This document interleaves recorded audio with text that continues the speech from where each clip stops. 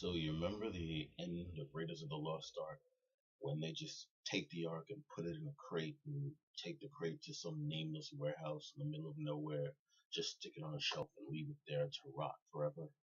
You ever wonder where that is? You ever wonder who looks after that stuff and guards it?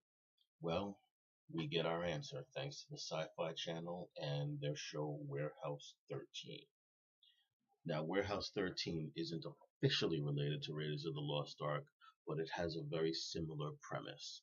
The premise is also similar to I think it was the 80s TV show Friday the 13th, the series, which incidentally has nothing to do with Friday the 13th, the movies. Um, the premise is that you've got a warehouse in South Dakota, and these federal agents scour the world, really, mostly the United States, but the rest of the world as well, finding artifacts. Artifacts are these things of power, whether they're science fiction power or somewhat magical, mystical power that are too dangerous to be left out in the world. And these agents get the artifacts and bring them back to the warehouse where they can be kept safe and away from the population of the world and away from doing harm. And there's your premise to Warehouse 13. The heroes of Warehouse 13 are Pete Latimer, played by, I believe his name is Eddie McClintock, and Micah Bering, played by Joanne Kelly. They play a mixed match, odd couple pair of Secret Service agents who, while on protection duty guarding the president, run into an artifact and run into the man who at the time is the sole agent of the warehouse, uh, Saul Rubinek's character, uh, Artie Nielsen. Yeah, I'm doing two computers here. And Artie Nielsen decides to recruit them as his new agents because they work well dealing with the artifact. Now, you have your Mulder Scully ish relationship here where Micah is the serious one who initially does not want to be there. And Eddie McClintock is basically Peter Pan. He's the boy who never grew up. He is a total goofball. But he's also very intuitive, very instinctive, and he gets the job done. When he's faced with something that isn't real, he doesn't match the preconceived idea of reality. He doesn't flinch. He does what needs to be done, which is what gets him to Artie's attention.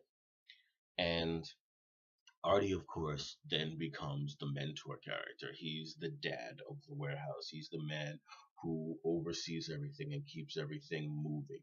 He is less an Obi-Wan Kenobi and more of a scoutmaster or a den mother, basically keeping the lovable band of idiots on track. And that's Artie's purpose. Before too long, they add the tech genius. Her name is Allison Gagliotti, I think that's how you pronounce her name. And she plays Claudia Donovan, who is, of course, your computer tech whiz.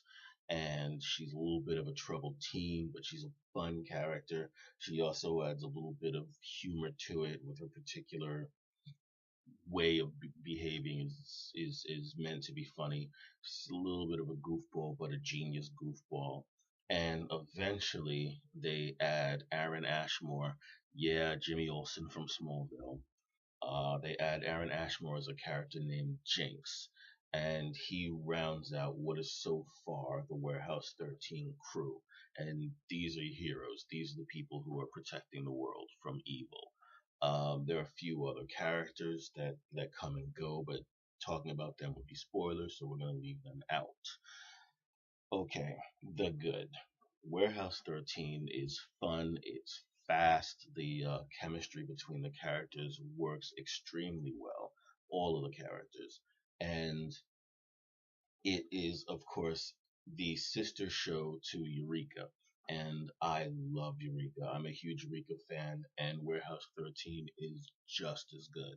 It is an absolutely great show. I have tons of fun watching it. And the only bad is the fact that as I did my research to do this morning, I discovered that like Eureka, Warehouse 13 is coming to an end.